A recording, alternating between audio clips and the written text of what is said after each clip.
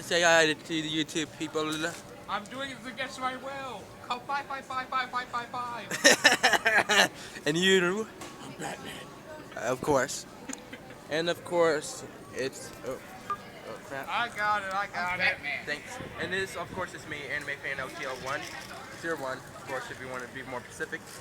And for folks who do not know me, I'm his friend Patrick, and my friend Cameron are here. We were just having some lunch and having a brony well, we were having a brony discussion.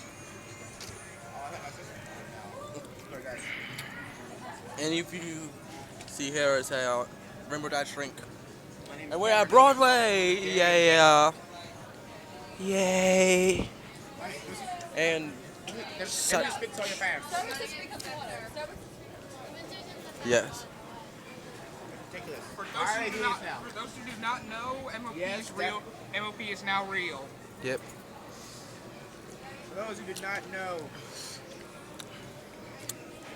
that lady that you saw with the horse head, I don't know what the hell she was thinking. Neither do I. MVP has now become canon in the new weird world. That's also guns, war, Christianity, and countless other things. Another form of religions. Yep. But let's not go to that territory now. We're not gonna go there right now.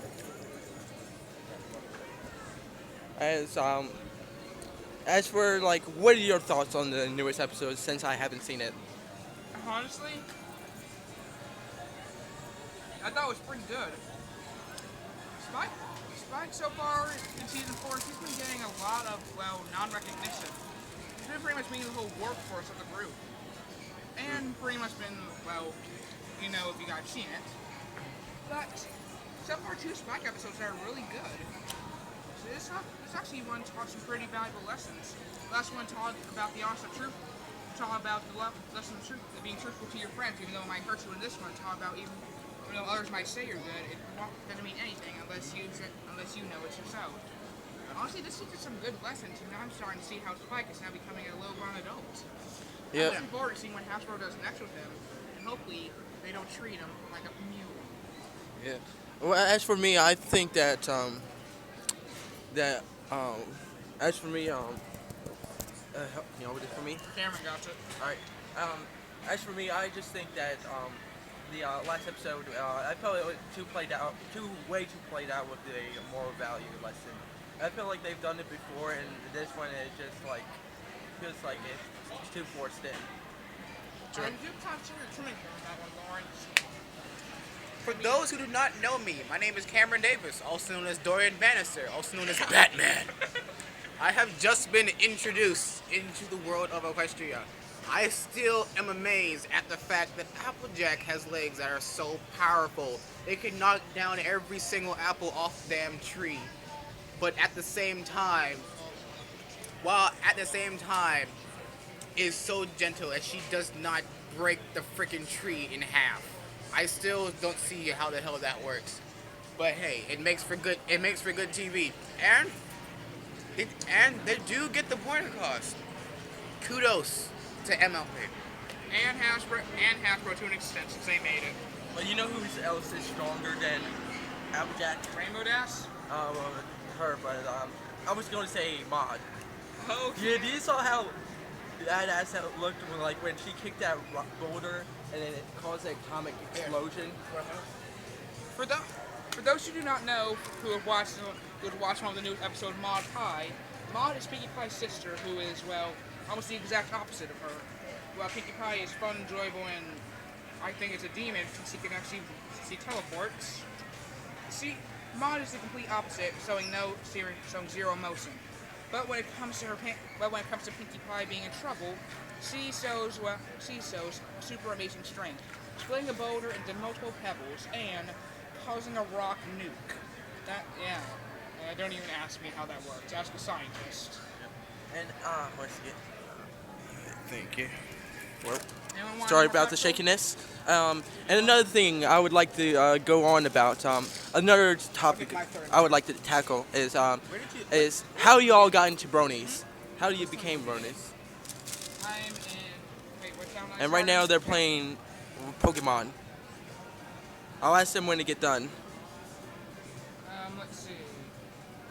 This one right here. Okay, what was the question now? I was helping out Cameron. All right. Anyways, I was just going to, I was saying to our audience here is that I was going to ask you all the topic about how you all became bronies and such, and they know how I became bronies for at least the people that saw that one video I did. Well, that's actually an interesting question. When I became a brony, I hated the show. What I hated zero. I did not like one kid. I thought all bronies were, well, I hate to say this, but all bronies were gay. No offense to bronies who are listening to this now. But the internet kept calling and kept, well, messaging me and stuff. So I decided to see what all the buzz is about. And after watching the first 2 episodes, I was thinking this show isn't half bad. The animation is stylish. The characters are actually well thought out and actually really nice. The visuals were amazing, and the songs were fucking awesome. Especially Pinkie Pie Giggle Out the Ghosty song. Yes. Still on my top 5 stars for favorite songs, MLB. Number 1 being the Smile song, and number 2 being Rarity song in that whole season 2 Rarity song. Yeah. But how did you first heard of this show, the fandom and such? Where did you first heard about it? Honestly, I'm not even sure about that. The closest thing I can remember that be the first time I heard of it was when I was exploring the internet and I checked out this thread that was called really unoriginally Brony Bread. Not knowing what a brony was, I decided to check it out and I was a little appalled about what it was. At first I was very weirded out by it, but over time I was starting to get a little more curious about how the show actually became so popular and awesome. Well, I'm not sure how to explain this. All in all, I just got onto it with Brett and I started exploring it a little bit. Had a few arguments here and there, but still over time I made some nice friends. That's nice. Now, you, Cameron, how did you first got introduced to My Little Pony, and when you first heard about it, and when you got introduced to it? Before we continue, one thing. If anyone does not want this pretzel, speak now, forever hold your peace. I want it. Okay, have some.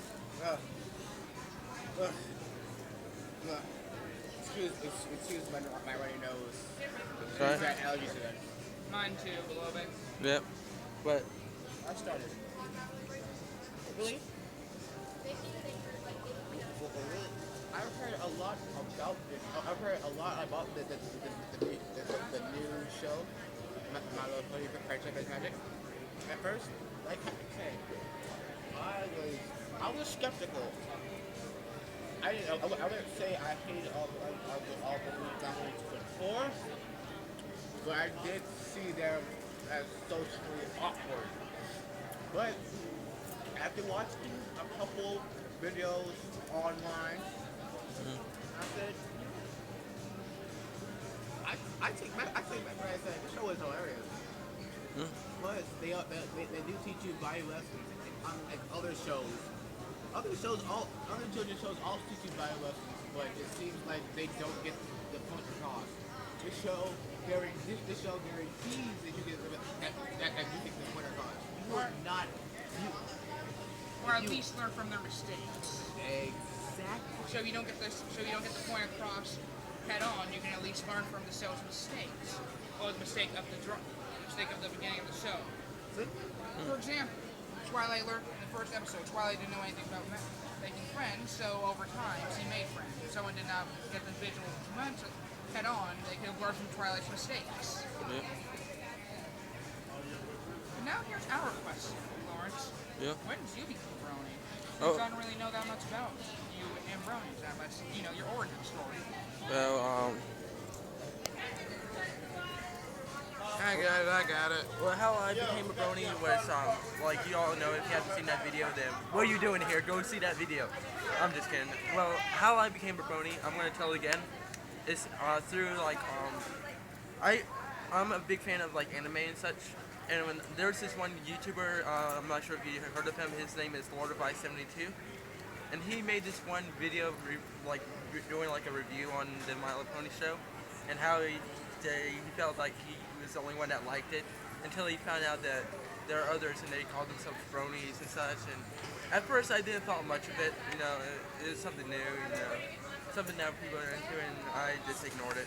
A couple couple like a year, like a couple months or a year or two later, curiosity started getting the better of me, and I started seeing all these brony made fan stuff, and then I saw and curiosity got even better of me, and I checked out like the conventions and like on the YouTube videos of it, and what like the people that worked on the show think about it and how they felt about it, and how much good things they were talking about it, and then to the point where over spring break, I checked out the first two episodes, and from there I started liking it, and that's how I became a Brony.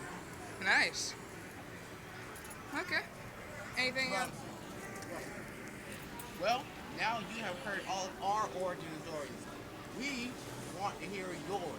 After watching this entire video, I want you to make your own and send it to this guy, Or at least so that we can hear how you started.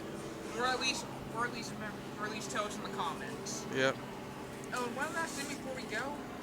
Lawrence, I want to know. I what some people would call a closet brony. I don't really tell. My parents have no clue that I'm a brony. Except for my mom, but I swore that she would never tell my dad. But what would you give advice to bronies like me who want to tell their parents? What would you give someone? What advice would you give to them? Well, I would give them I got it again. well, tell you the truth, if they really want to, like, they feel like they don't want to keep that a secret anymore, they want to come out, I would suggest to, like, when telling your parents about it, I would be discreet about it, and just be calm and tell them what it is and why you like it and such. Okay. Don't be afraid of how your parents may react, because and then I'm pretty sure your parents will love you no matter what. And if they don't, well, it's their fault, or it's really them that just don't really want to accept you for you are. But at the end of everything, it's up to you whether or not you want to come out and admit that you're a brony. Okay. Well, you heard it. Bye. Well, you heard it from us. I am